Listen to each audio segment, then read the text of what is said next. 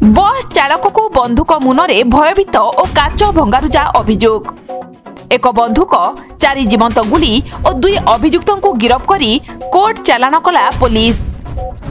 बस साइड न देवाकू केन्द्र करी बरपाल थाना नुआहता गोपाल साही तृप्ति मोटर सम्मुख 55 नंबर जातीय राजपथ में 2 दुर्बृत्त बस चालकों को बंधुक देखाई भयभीत कराइबा भली घटना घटी। एही घटना रे बरपाल पुलिस 2 अभियुक्तों को गिरफ्त करिथिला। 2 अभियुक्त माने हेले बरपाल पंचायतर पिंटू नायक और अन्य जनक हेले बरपाल थाना कुसना अंचलर कष्टू नायकों पुओ कालिया नायक। मिलिथिबा सूचना अनुसार एक घरोई कारखानारू बसटी फेरुथिबा बेले साइड देबाकू नहीं 2 जन युवक गाड़ी अटकाइथिले। बिना कागज पत्र देशी बंधुक देखाई चालक और कर्मचारी को भयभीत करने सह गाड़ी काच भांगी देथिले। भୟରେ चालक और कर्मचारी पार्टी फिटाई नथिले। बस चालक थाना रे लिखित अभियोग पर पुलिस घटनास्थल में पहुंची तदंत आरंभ करिथिला।